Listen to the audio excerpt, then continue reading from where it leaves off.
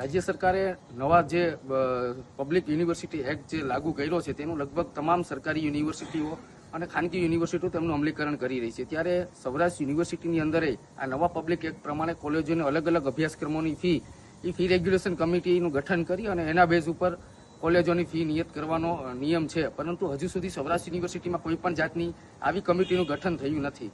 નવાઈની બાબત એ છે કે સૌરાષ્ટ્ર યુનિવર્સિટીના કુલપતિ તરફથી 28 તારીખે અલગ અલગ અભ્યાસક્રમોનો ફી નિયત કરતો એક પરિપત્ર બહાર પડ્યો છે. તેમાં અલગ અલગ કોર્સની ચોક્કસ મેક્સિમમ ફીનો એક પરિપત્ર છે.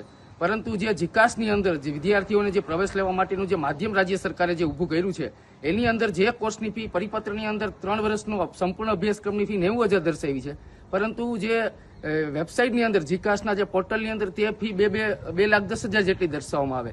રાજકોટની ક્રાઇસ્ટ કોલેજની વાત કરવામાં આવે તો તેમાં યુનિવર્સિટીના પરિપત્રના નિયમ મુજબ જોઈએ તો તેમની 3 વર્ષની BCAની ફી 90,000 હોવી જોઈએ. પરંતુ ક્યાંક ને ક્યાંક જે જીકાસ પોર્ટલની અંદર જે ફી છે તે ક્યાંય 2,10,000 દેશે. એટલે ક્યાંક ને ક્યાંક ધંધાદારી કોલેજોના માલિકોને ફાયદો પહોંચાડવા માટે યુનિવર્સિટીના સત્તાધીશો અને કોલેજ સંચાલકોનું મોટું કાવતરું છે. તેની પાછળ મધ્યમ અને ગરીબ પરિવારનો જે વિદ્યાર્થી છે આવી મસ્ત મોટી ફી સરકારી યુનિવર્સિટી સાથે સંલગ્ન કોલેજોમાં જે મીડિયમ ફી અને મધ્યમ વર્ગ ભણી શકે એવી ફી હોવી જોઈએ. પરંતુ અત્યારે જે રાજકોટની અંદર મોટી ખાનગી યુનિવર્સિટીની જે ફી છે એના કરતાં વધુ આ ક્રાઇસ્ટ કોલેજ જેવી અલગ અલગ કોર્સોની ફી દર્શાવવામાં આવી છે. આજે અમે એ બાબતે કુલપતિને રજૂઆત કરી છે. અમને કુલપતિ તરફથી એવો પ્રત્યુત્તર મળ્યો છે કે આ પરિપત્ર તો જનરલ દર વર્ષે કરવામાં આવે છે.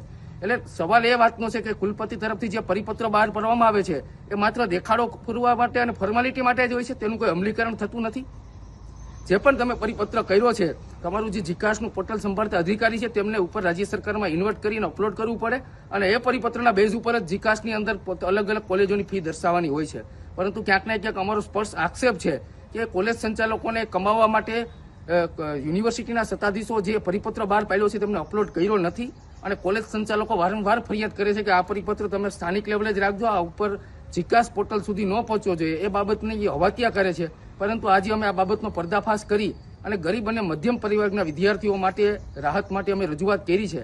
આગામી દિવસોની અંદર પરિપત્ર મુજબ ફી લેવામાં નહીં આવે તો અમારું સ્ટેન્ડ ક્લિયર છે કે કોંગ્રેસ વિદ્યાર્થીઓને સાથે રાખી અને આ બાબતે ઉગ્ર આંદોલન કરશે.